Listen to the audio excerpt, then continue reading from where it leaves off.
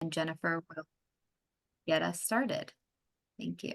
Okay, good afternoon, everyone, and thank you all for being here for the second of our Lunch and Learn series on literacy. We have a lot to get through today, so I am going to turn things over to our presenters in just a second.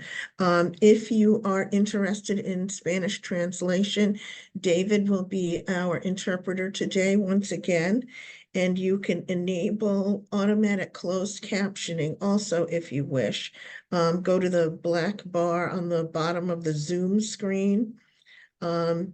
Click more and then show captions, and that will allow you to enable that. Okay. We have, as I said, a lot to go over. We'll be talking about literacy support, a survey that was done by Hanover Research, some of the work that's going on in the district, and then a Q&A. So kicking us off will be Amanda Wagner, who is the Director of K-12 Research and Professional Services at Hanover Research. Her presentation will be followed by Amanda Taylor from the Worcester Public Schools. Amanda serves as English Curriculum Liaison. And then Teresa Lynn, Chief Executive Officer of Girl Scouts of Central and Western Massachusetts, will be facilitating a Q&A. Emily, can you go back to the previous slide for just a second? I'd also like to thank our partners in this series and in this large initiative: Friendly House, Worcester Family Partnership, Worcester Public Library, Girl Scouts, Worcester Public Schools, United Way, and Edward Street. So thank you all. And Amanda, I am going to pass you the talking stick. Thank you so much. It's a pleasure to be here today. As Jennifer mentioned, my name's Amanda Wagner. I am Director of K-12 Research for Hanover Research Services, and we do partner with Worcester Public Schools and Worcester Education Collaborative. And so just a little bit before we jump into the program scan that we conducted about the literacy programs in Worcester, I wanted to turn it over to my colleague, Julie, who's going to go over a little bit about Hanover and who we are for context before we go into the research that was conducted. Perfect. Thank you, Amanda. And hello, everyone. My name is Julie Shenefield.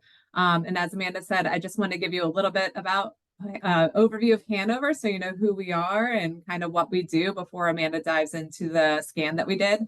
So Hanover is a custom research firm. We work with school districts across the country in addition to educational service agencies, independent schools, and we also work with several state Department of Education. Most of our support is done through custom research, and we take a mixed methodology approach to that. So we're able to support districts with any type of research need that they have, whether it be secondary research. We can do best practices, literature reviews. We can do qualitative work such as in-depth interviews of focus groups, and we also do surveys and quantitative work as well. So we can take data that the district has collected and put it together in a meaningful format for the district.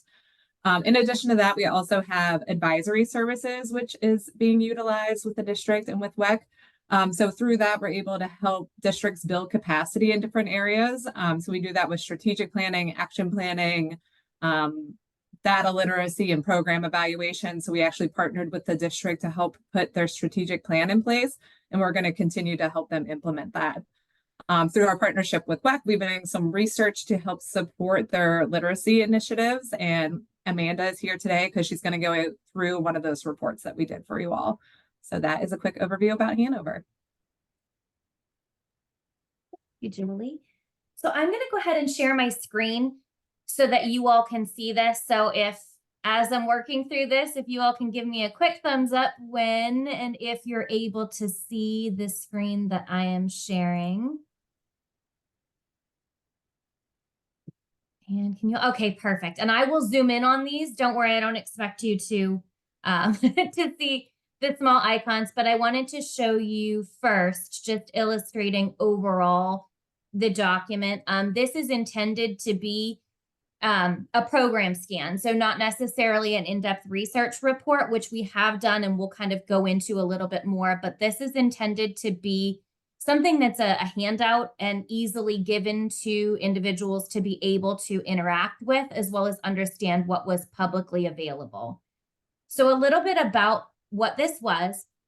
WEC had worked with us and explained that they were interested in understanding the landscape of current literacy programs across Worcester and what were available as supports for the students and children across Worcester. So the information we located was publicly available information. So we did a program scan that looked for publicly available information, specifically targeting children, as well as, students and those programs that could support families in supporting literacy for their children and the students of Worcester. So when we looked through this, some things that we found were there was not many programs publicly available geared toward early literacy stages. So those that are, we have here first, let me zoom in on this one, that specifically looks at from the Worcester Public Library ages 0 to kindergarten in that early literacy development area. But there were not many other programs that were geared toward that specific area. So that was something that we found to be a potential gap and area of future support or need in developing those early literacy skills that we know are so powerful. So we have this here, and you'll notice throughout the document, which can be shared with you, the QR codes. So if you're looking for more information on some of these programs, or families would like to engage with some of these supports for their children, these QR codes directly link to what we've referenced. We also have, here you can see, again, the Worcester Public Library, and this is focused from pre-K through grade 12. And looking at the mobile library, and let me zoom in a little bit more for you there. And we have here included not only where it is and the QR code and the name, but we have the target grade levels and ages for those, as well as just a tiny snip of the ages. So for the bookmobile, looking at that one, this one has, again, pre-K through 12 and focuses story time kits, early learning kits. So great resources there, running Monday through Friday. Again, we have at the public library, stories and playtimes for the children, pre-K through 12.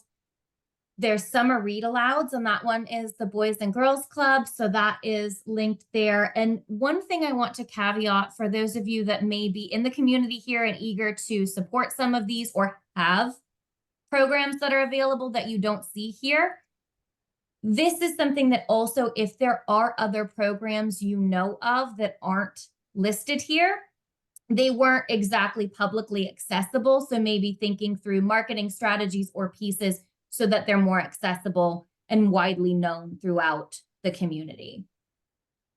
We also included here the free literacy and ESL tutoring. And this is geared toward adults, but we did include this because that's a support that could be available to families, English language learning families and parents that want to be able to support the children in the home in language learning services. And then we also have the Reading Together, which is K through 5, the Summer Literacy Initiative, which is grades K through 4. And then lastly, we have the Little Free Libraries, which isn't necessarily a program, but it is something that is available across Worcester in some areas. And when you click on that, there's a map where those are available. So again, this is a handout. It can be scanned. This is something that can be provided broadly. But I'll just pause there to see if there's anything, Jennifer, or anyone that you'd like me to elaborate on a little bit more, or clarifications before I turn it back over.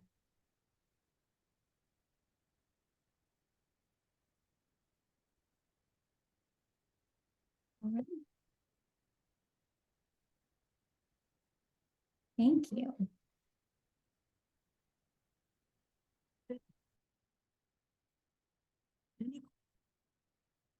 Shall we move on? Amanda, are you ready for us to move on? Yes, Oh, I'm okay, sorry. I wasn't sure that you wanted me specifically to talk. okay. So I am from, like, I do Parent Child Plus, which is a program aimed towards 2 to 4-year-olds with families that have risk factors. But what I was actually talking about is our parent group is Worcester Family Partnership. And they are a free resource here in Worcester, and they do, the entire program is aimed at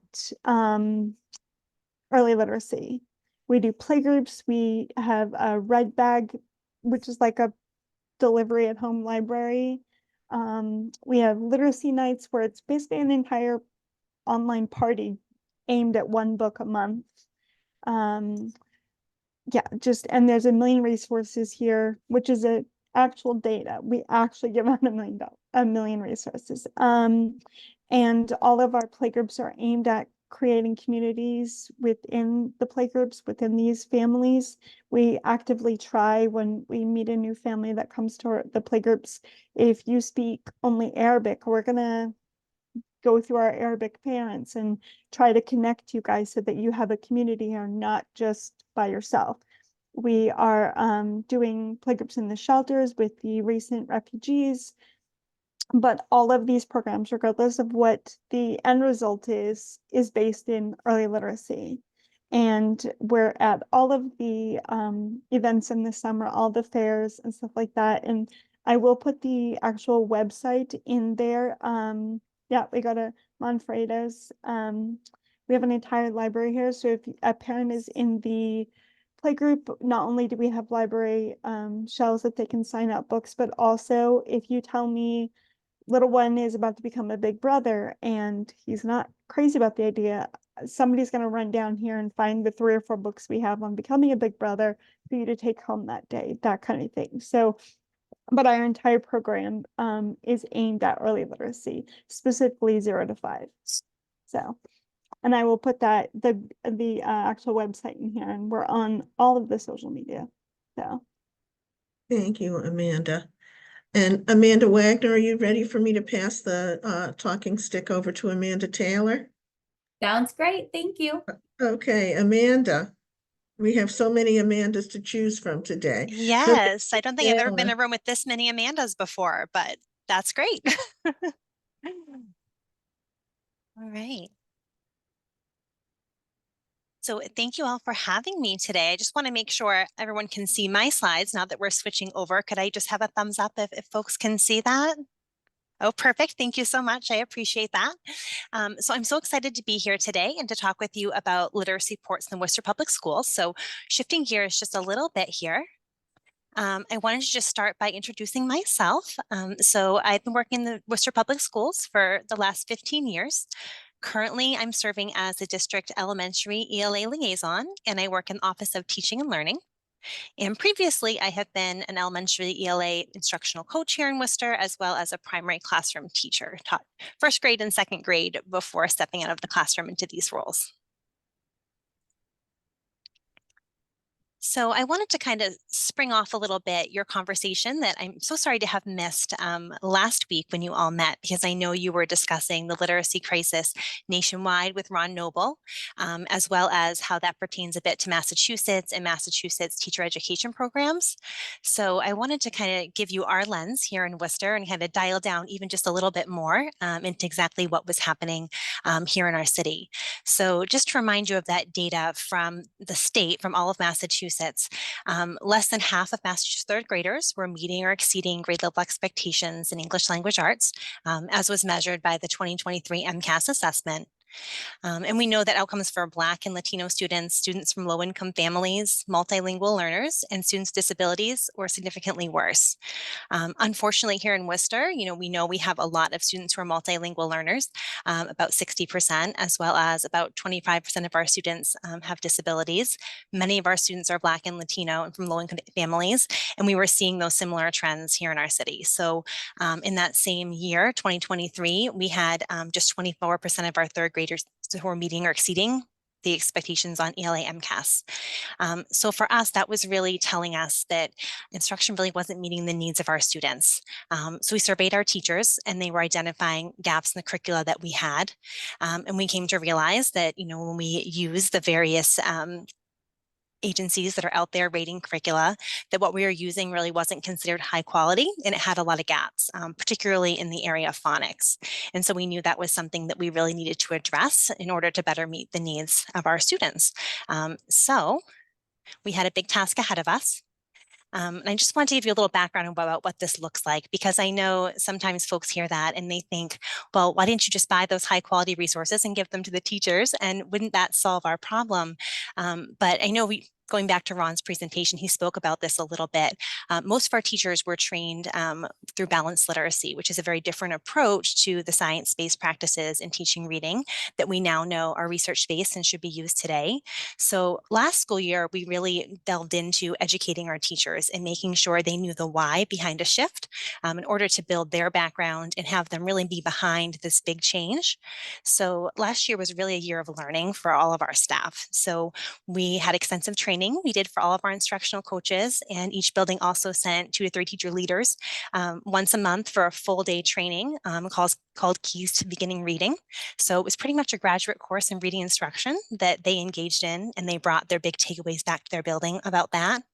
I also offered book studies that were teaching the key practices around the science of reading, and monthly workshops for instructional coaches and teachers. And our coaches had about 100% attendance, or very close to, for those. So we're really building their knowledge.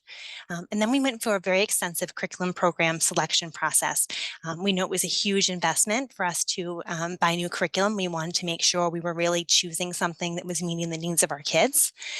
So what that looked like for us began by taking all 9 programs that are out there that are green rated by EdReport, which is an independent agency that rates curriculum, and by Curate, which I know Ron spoke with you a little bit about last year, which is a panel of Massachusetts teachers that review and rate curriculum. And we had all 9 of those out in our auditorium here in the Durkin Administration Building for 2 weeks. And we invited anyone in the district who wanted to be part of this process to come in, to scan a QR code, and to give their feedback on all or any of those curricula as they looked through them. So we did that for 2 weeks. From there, we narrowed down, looking at all that feedback and data that came in, to 4 programs that were most highly rated by our staff here in Worcester. And then we had a full day where each school sent representatives, and we had each representatives from each of those 4 programs come, and they presented on whichever the program was. They answered questions. They brought like a full year of curricular materials for us to really dig into and dig through and know more about. Then we surveyed everyone who was there. We came down to 2 that we piloted. So for 2 months, those top 2 programs were in 6 of our schools. And we had a chance to really see them being used in the hands of our teachers with our students here in Worcester. And those teachers were wonderful. They dove right in and learned the programs, taught them to the best of their ability, and they were constantly providing feedback and interviews for us. So we knew how it was going in classrooms. From there, it was very clear that a program called Amplify Core Language Arts, or it's also called CKLA, and the 6th grade component is Amplified ELA, were our winners of that. The teachers who piloted that, all but one of all the teachers gave it the highest possible rating. They had just wonderful things to say about what they were seeing in their classrooms when they were using that program. And many of them actually came to school committee to speak and let the school committee know how strongly they felt about using that program. And it was approved by school committee, as some of you may know if you follow school committee. So from there, we launched into a full day of May-June training for every educator and principal. And our teacher team started developing district pacing guides after school got out in June. And that might sound like a very small thing, but for us in Worcester, this was the first time that we've had a set pacing guide that is followed across all of our schools. We have 34 elementary schools, so that every first grader, not to the exact page number in a textbook or anything like that, but within a few weeks of each other would be learning the same skills and the same topics. So that was everything that happened for us last year. It was a very big year. And I wanted to just give you a little more information about why Amplify is our choice. So if you are a parent and you're seeing this program come home with your kids, what we're seeing and why we chose it. So as I mentioned earlier, number one for us was that the program was green rated by both EdReports and Curate.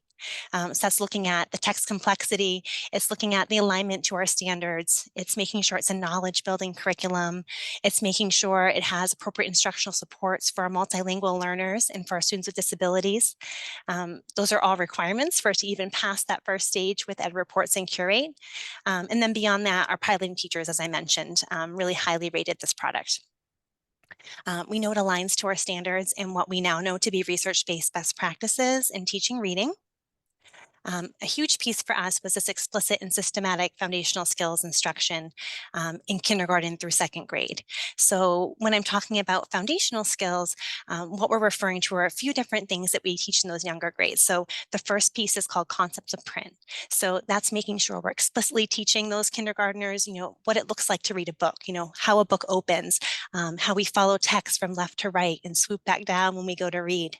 It goes into phonological awareness, so the ability for our kids to hear those sounds that are in words, so they're able to blend them together to read them and later to segment them out to spell them. And then it goes into phonics, which may be a little more familiar for many of you. So we're talking about phonics, we're talking about letter sound correspondences, making sure our kids explicitly are taught that that letter M says when they're having their phonics lessons, and that we're following a systematic sequence through the grades. So we're making sure every student is getting every single one of those phonics concepts that they need in order to master that alphabetic code. Beyond that, we're thinking about what the kids are actually reading. This is a program that has really rich and rigorous texts that are used either through read aloud in the younger grades, or very often the kids are reading them themselves and discussing them as we get to third grade and above. And something that was a little new for us is there's more of a balance now between informational and literary reading, especially in the K-3 group. We used to lean pretty heavily on stories, on literary reading. Now there's a lot of informational reading coming in. So our kids are getting more and more knowledge of science concepts and of social studies concepts, and they're being exposed to the vocabulary that goes along with those things. So to give you an example of that, thinking about our first graders, yes, they still absolutely have units that are on fairy tales, that are on fables, but then we're also having units that are on the human body, animals and habitats, even ancient civilizations. They talk a bit about the Maya, the Aztec, and the Inca in one of the units. So kids really start to build knowledge of the world. And then beyond that, those topics are building over time through the grades. So going back to that human body unit, in kindergarten, they learn about the 5 senses as one of their science units that they're reading about engaging with text. And first grade, they talk about the human body. And in second grade, they talk about the human body again in one of their units, but it goes in a little more depth. Now we're talking about things like a lesson we're reading about what a cell is, a lesson we're reading about tissues are. And that really is much richer because it's built upon in the earlier grades, and the kids have that background knowledge coming in. We're so excited to see learning tasks that we're providing opportunities for students to really think strategically and extend their thinking. So our second graders, many of them did a few months ago a Greek myths unit. So they're reading Greek myths and they're retelling them, which is great. And we're identifying characters and things of that nature. But then we're going a little bit deeper because we're working on a topic for several weeks. We're really looking for some shared themes, and we're starting to talk about, well, what does that tell you about the ancient Greeks? We think about the themes that are coming up again and again in these myths. And the unit concludes with the kids starting to write their own myths and present them to the class. So that feels very different than a different picture book, each week that we're reading and discussing. And that follows the writing instruction piece too. The writing is very connected to what the kids are reading. So they have knowledge to share and they are excited to put it into writing. We're not depending on, writing about, what you did on summer vacation, where some students may have more to say about that topic than others. We're writing about topics that we have shared knowledge of because we've been reading together about it for weeks. We also took note that this was a program that provided us with a lot of strategies for meeting the needs of our learners. Again, thinking about our multilingual learner population, thinking about our students with disabilities. Always, a teacher is going to need to think about those individual needs of the students in her class, but Amplify has a lot of support. So if I'm opening a teacher manual, I'm seeing right on the sidebar those suggestions for little things I might need to do to support specific students. So it might say, if you have multilingual learners in your class, here's a sentence stem you might want to put up on the board to support them as we're having this discussion today. Another piece we're so excited about are the tools for collecting ongoing data about our students' progress. So as a district, 3 times a year, we're doing an early literacy screener. And then for our students who are not on grade level, we are following up either every 2 weeks or every 4 weeks, depending on the grade level in their score, with intervention. And then we're progress monitoring and assessing on a skill again to make sure they're making progress and they're on their way towards reading on grade level. So that is my summary, but I wanted to share some of the teachers' words with you because I think that is most important. They were the ones who were teaching this every day and digging into these materials and really getting to know them so they can present them to students. So this is a quote from one of our kindergarten teachers who piloted the CCLA program, and she said, "There's extremely explicit phonics instruction every day, and the skills learned are repeatedly reviewed throughout the week." And one more to share with you here. This is from one of our 4th grade teachers who piloted the CCLA program. So she said, "All of my students are so engaged during all components of the curriculum. Students who don't usually participate are raising their hands to answer questions. Students feel empowered, and I am seeing evidence that they are learning." All right. So this is what it looked like this school year. It's been another very busy year in making this shift towards science of reading-based practices here in Worcester. So our big piece was system-wide implementation of the Amplify CKLA and ELA curriculum as our core curriculum that every student is getting during their English language arts block. And then we have some other pieces that went along with it. So for our ESL teachers or English as second language teachers, there's a supplemental complement program that goes along with CKLA that they are utilizing and being trained in. We also have the assessment platform. The platform is called M-Class. The assessments are called DIBBLES. So we're looking at those early reading skills and we're monitoring students to see how they're doing and make sure they're growing over time. And if we're seeing gaps, we're not seeing that growth, then we're intervening with intervention and following up on their progress. And then lastly, we have a personalized learning platform called Boost Reading.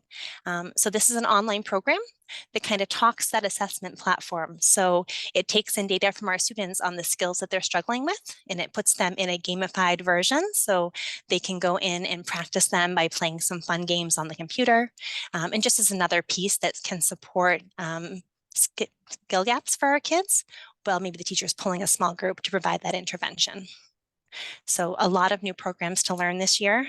It's been very exciting, and our teachers are working so hard to learn it and to take it all in, which is so exciting. So we've continued trainings to learn all these programs, both half-day and full-day options. I have been meeting monthly with our instructional coaches. We've been talking through any kind of problems of practice that are coming up, developing solutions, developing slide decks to bring back to our grade level meetings and staff meetings to support our teachers in the areas they need support in. We've also been meeting bi-weekly with Amplify, and they've been really supportive in looking at our district level data now that we have a place where that's all stored and figuring out, again, where those gaps are and where we might need to add some supports or resources for teachers and students. And also to answer our questions as they've come up around implementation as we are learning these programs as well. And then lastly, I've loved being in schools a lot this year. I'm able to join schools what we call learning walks. So walking through classrooms with principals and instructional coaches and seeing what we notice and kind of calibrating whatever our observations might be, and a chance for me to kind of walk them through some suggestions I might have for improving those practices and making sure they are based on the research. Right. So thinking about the audience we have in front of us today, I wanted to just let you know how you can support our shift because we are working so hard. Our teachers are working hard, our instructional coaches, our district administrators, our building administrators to learn more about the science of reading and to support the shift in our district. But we all know it takes the whole community, right, to make these changes and to support our kids to be readers. So I wanted to share a few ways that you might be able to support either as parents or as community leaders. So if you are a parent, one thing you might notice is coming home in your child's folder every about 3 to 4 weeks, or maybe through a digital platform if your classroom teacher sends out emails or something like that, or what's called caregiver letters from Amplify. So at the start of each unit, you're going to get a letter that says something like, "Welcome to Cycles of Nature." That's one of our second grade units we looked at recently. And it will give you a little rundown of what topics the kids will be reading about as they're in this unit. And it gives you some suggestions of questions you might ask and discussion points you might have with your child. Some vocabulary words that are going to be taught in the unit that you might want to use in conversation at home to give that extra practice with those words. And it also will give maybe suggested reading sometimes. So if you're at the library, it might say, oh, here are some suggested books on insects that you might want to read with your child if they're interested in the topic and they want to know more. So those are great to read and utilize. We've also had them translated into our 7 most common languages here in Worcester. So hopefully you're getting it sent home in your home language. Another big piece, and I'm sure you've heard this many, many times, is whether you run an after-school program or you are a parent, anytime we can read aloud and talk about books, we know we're exposing kids to lots and lots of vocabulary that way, to unique sentence structures that might be different from what we use in everyday speech, that really help them to be successful with reading and comprehending texts. And then no, this is a little different from what it might have been years past. So if your student is coming home, or the students you have in an after-school program are coming home with a text to read or a passage to read, especially in those younger grades, they're what's called decodable passages. So in the past, I know I've seen teachers send home like a little bookmark with little animals, and it will have all these different strategies that you can use if you come to a word that you don't know. So it would say like eagle eye, look at the picture to make a guess. So we're moving away from all of that. And we're really giving kids passages with words that they should be able to sound out based on the instruction they've had in their classroom. So your prompt for your child is just simply going to be to sound out if they don't know a word. And of course, if they're really stuck, we can always give them a word and let them continue moving on so they're not struggling. But we really want to get to looking at the word as our way of solving. Next to know is we mentioned those early literacy screenings. They're happening 3 times a year. If your student in kindergarten, first, second, or third grade is not scoring on grade level in their reading, you're going to get a letter sent home letting you know about that. And it also gives the option of following up with your child's school and scheduling a meeting. So if you're getting that letter and you have a question about that, definitely schedule that meeting and sit down with the teacher and the literacy team and let them tell you specifically what skills your child is struggling with and how you might help them at home. And they'll be able to really narrow down to those specific needs of your child so you can support that. And lastly, before too long, summer reading time will be here. I know we have people in the room who work in organizations that support our kids in the summer. So any support you can give in keeping everyone reading over the summer and participating in summer reading, we are so very thankful for that. I'm sure many of you have heard of the summer slide. We know kids lose some reading ability when they take a lot of time off over the summer. So keeping that reading going and consistent, super, super important, and we'd love your help with that. Right, so that wraps things up for me. I just wanted to share my email here. Feel free to jot that down if there's anyone who would like to follow up and talk about with respect to your particular agency that you work for, how you can support, or if I can answer questions for you, I am more than happy to do that. And that is it for me today. I will pass it back over to Jennifer. Great, thank you. I see a number of people have put questions and comments in the chat. And Teresa is also going to be fielding questions. So why don't we start with questions for that you can pose to Teresa, and then let's go from there. So I just wanted to set the stage though first, Jen, that the Hanover Research was not meant to be exhaustive. So if you know about something that you don't see here, please let us know so that we can add it. This was sort of what's publicly available, and it's wonderful to see a combination of sort of book programs and oral language programs as well as family literacy. It's great to have that mix, but I think we want to make this a bigger effort, and it certainly doesn't include what individual groups do in their own. So sort of the reading supports that the Guild uses, or that, the YMCAs or the Boys and Girls Clubs already use. And then the other thing I wanted to call out is the the fact that, as you noted, the gap of 0 to 3 or 0 to 4-year-olds in programming, and that might be something we really as a group decide to focus on, because the early talk and early interaction with adults around oral language is so important. If you've ever heard of the 30 million word gap, that's what we don't want our students to experience at a very young age. And I think there's probably a lot we can do there. One question I had before we get to the questions is the chat is how and when are we going to know this curriculum is working? Is there a timeline or an expectation over time, or? A great question. So as I mentioned, we have those DIBELS assessments that we're giving 3 times a year. So we're already seeing growth in our kids looking at those scores, which is very exciting. But MCAS is coming up, or for some folks, it may have happened the last few weeks. So we know that will be one piece we have those scores in to look at and start to see that change over time.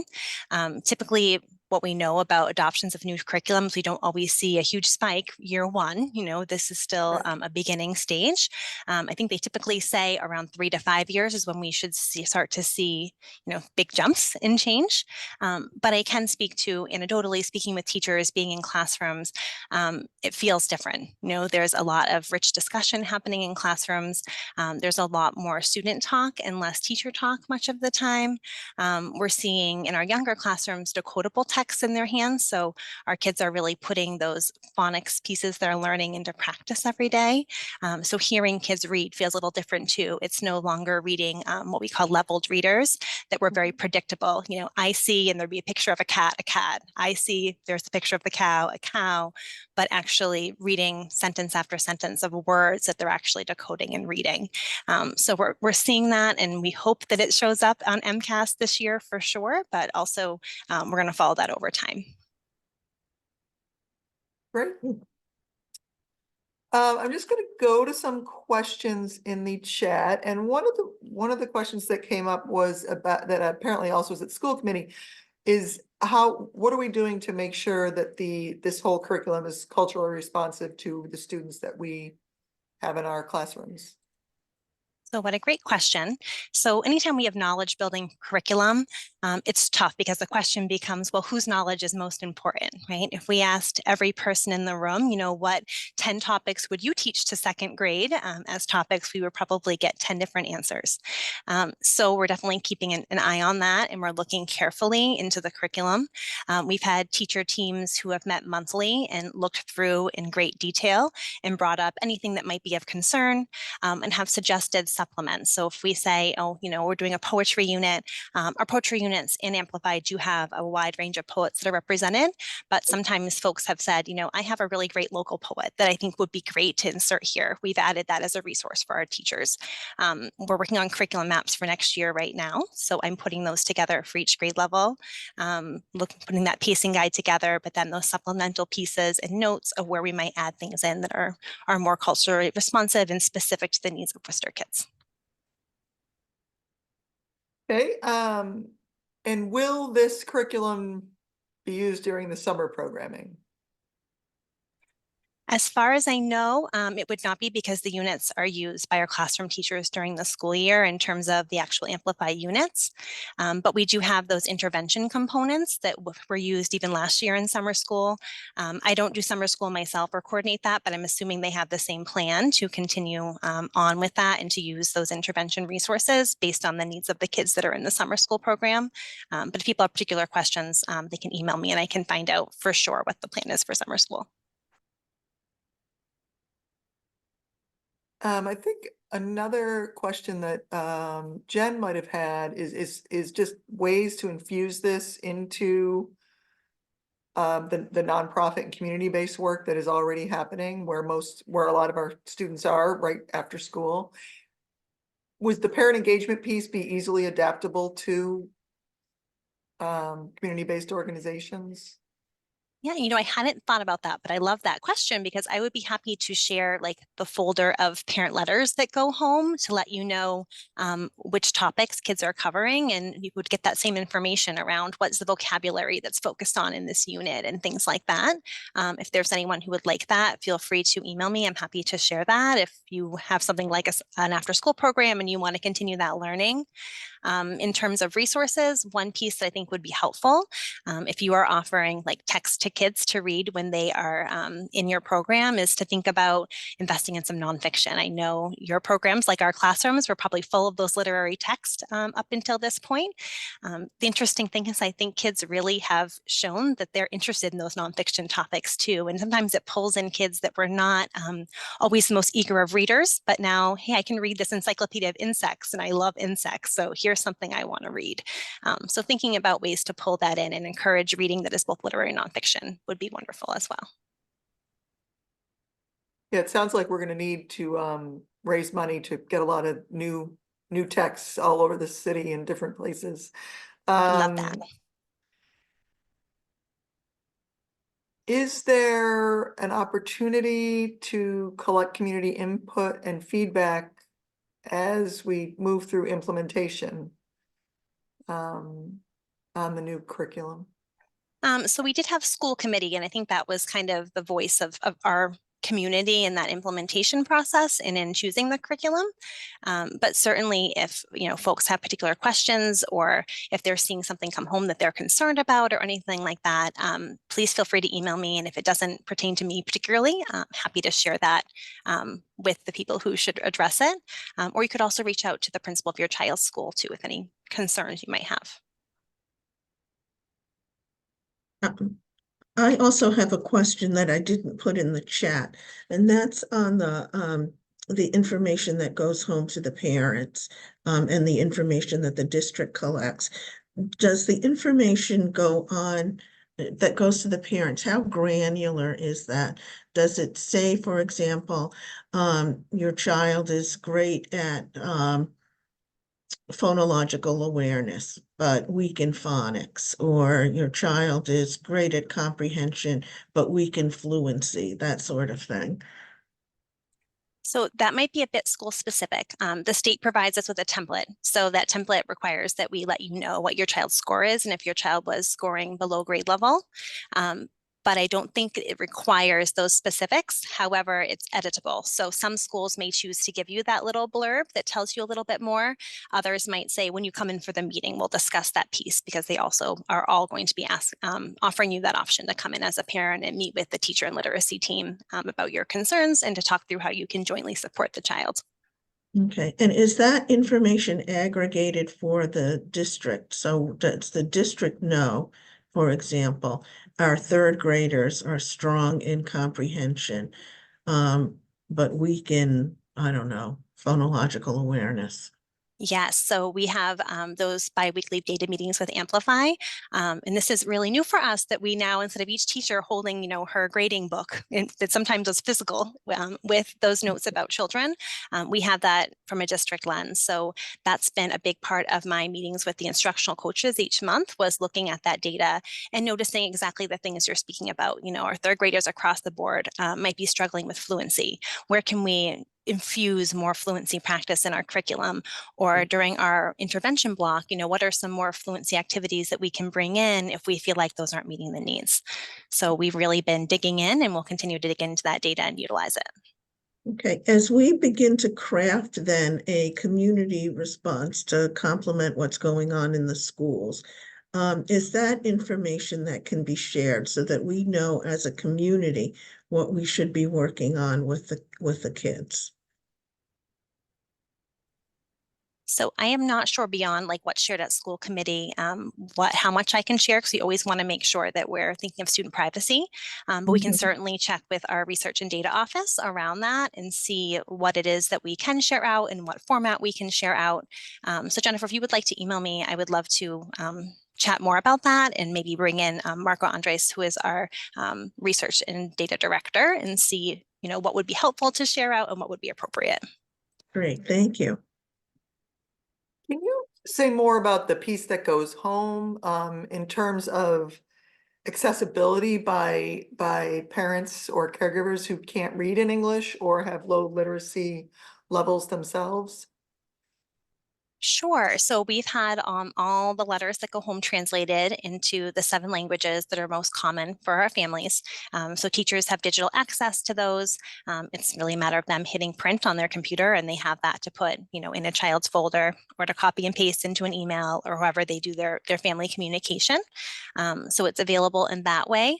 As far as I know, we don't have something available for families who are not reading to access that, but that's definitely great feedback that we can think about, what that could look like in the future, or if anyone has suggestions for how they tackle that challenge with their particular organizations, we would love to learn from you with that.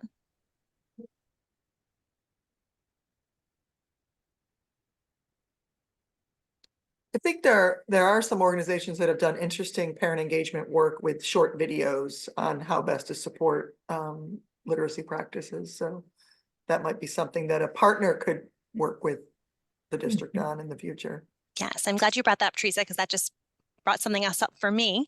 We do have one school, I don't know if anyone has students at Burncoat Prep here, that is doing a pilot right now with a company called Just Right Reader.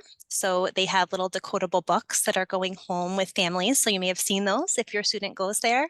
And it has a QR code, so you can scan it, on your phone, on your tablet, whatever it might be, and it pops up a little video that explains your child is working on the short A sound. Here's how we make the short A sound. If you're helping them read, this is what it would look like if you're assisting them. So we were super excited about the pilot. To be 100% honest with you, we did not have the funding to continue it and spread it to all our schools for next year. You may have heard we have a budget deficit here in the Worcester Public Schools, but if we have community partners who want to support that work or would like to work with that company in terms of the students that you support, that you have in after school programs or summer programs, please reach out, because we'd love to offer that to all of our families.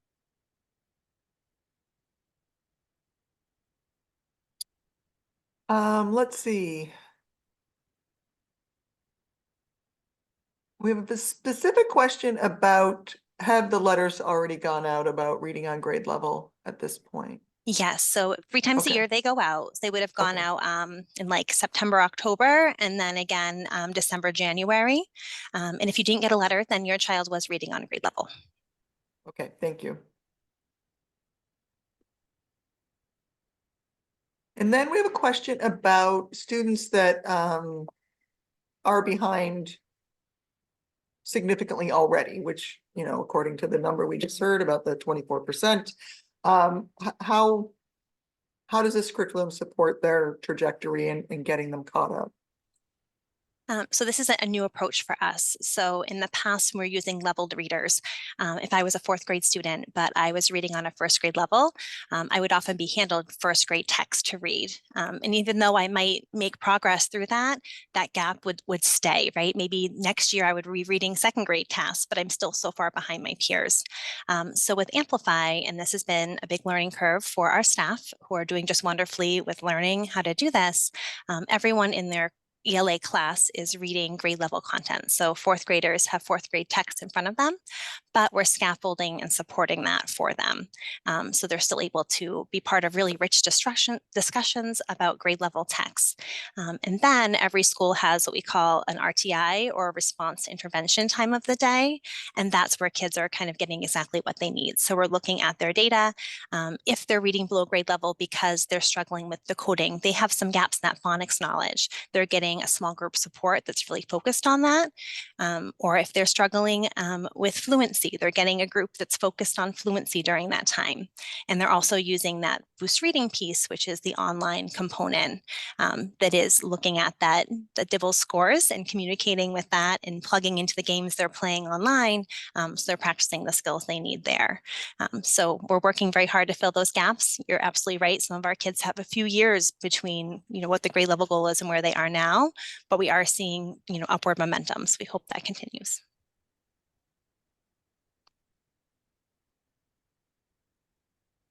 Excellent, thank you. Are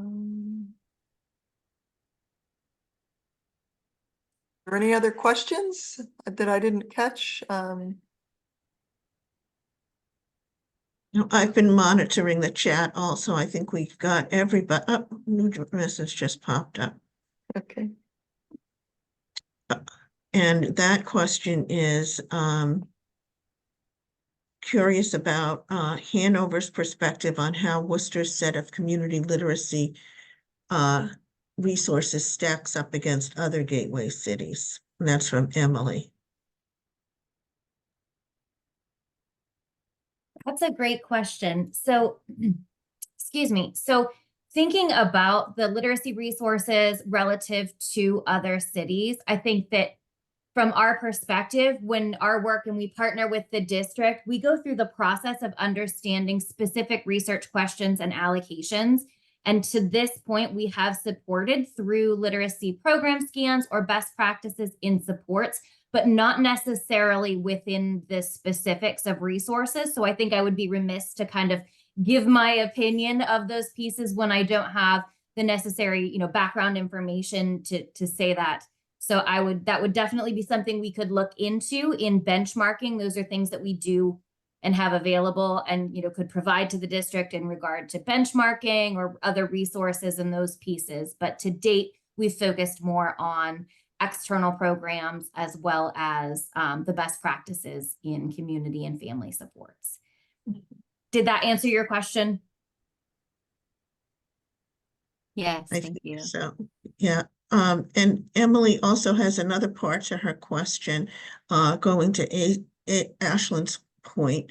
And this is for Amanda Taylor. Wondering if all caregivers could receive letters regardless of the proficiency level, so that parents with kids who are meeting or exceeding have that feedback. So the letters being sent home is part of a state initiative. So that is what the state requires, is those kids who are below grade level to have the letters sent home.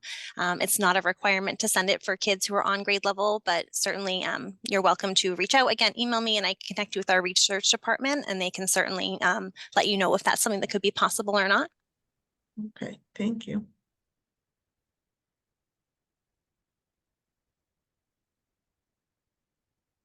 I think that's all. Oh, go on, Teresa, I'm I sorry. just had one question because I'm sort of fixated on the 0 to 3-year-olds at this point. Is there a companion curriculum to amplify that is for 0 to 4-year-olds? Yes, so we do have a program that is being used in our preschool for the first time this year. So our students who are in half day and full day preschool do have the CK materials, and the teachers did have training on them as well. So that's been a really exciting piece for us to have a curriculum that goes from pre-K to 6. We've never had preschool curriculum at all before. So we're hoping to see that as kids come into kindergarten, those consistent routines and practices that they've learned in preschool carrying on.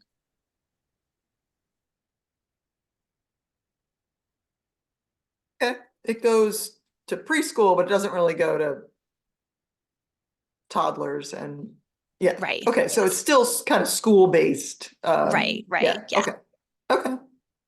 So, I'm just trying to pull back the lens a little bit here. So essentially for the preschool group, the big initiatives that we have in Worcester are the Worcester Family Partnership and the programs at the library. And then after that, it shifts to a more school-based model, but with some other additions like Joanne Gravel's program, and some of the others, the Boys and Girls Club, for example. Am I hearing that correctly, Amanda Wagner? Can you say that one more time to make sure before I say yes? Okay.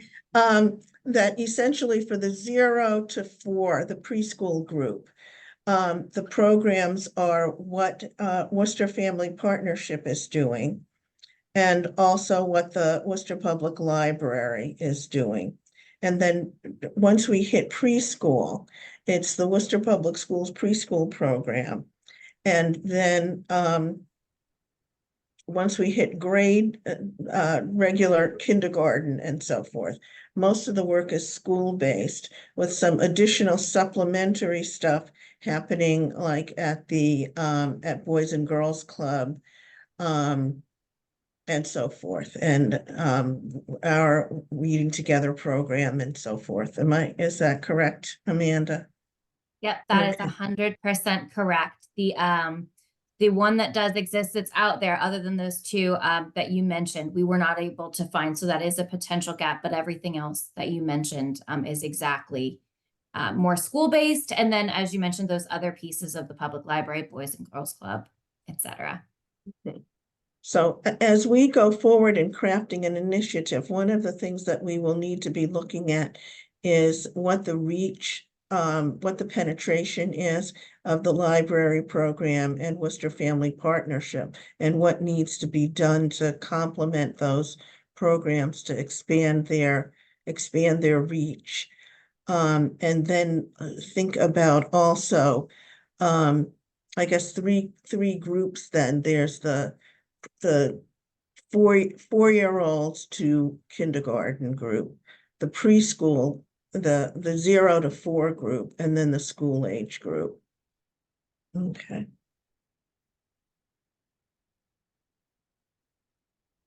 Okay, it looks like we have two additional comments or messages here. Has Worcester Public Schools connected with early intervention and DPH to build connections because of so many students that did not receive early intervention because of the pandemic? Not that I'm personally aware of. Lori Kushka is our director of Head Start, and I know she has connections with early intervention, so she very may well have had those conversations already. But Dana, you're welcome to reach out and email me again, and I can put you in touch with Lori if you have particular questions about that. Or if you're asking because you see a connection that should be made, I'm absolutely open to learning more about that. Okay. And what percentage of the children in Worcester attend preschool? Do you happen to know that number? I don't off the top of my head, no. Okay.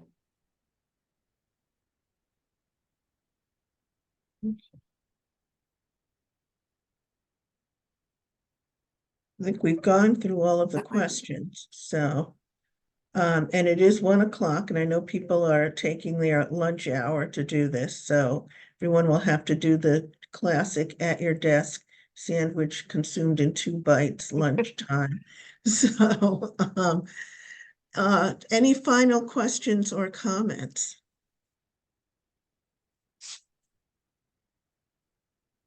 No. Okay. All right. Well, thank you, everyone. And we have one more program coming up next week. Thank you all for being here. Thank you to all of the presenters. Thank you for Teresa for being our Q&A facilitator.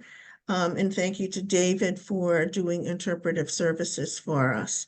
So next week, same time, 1 o'clock, noon next Wednesday. And thank you. Okay.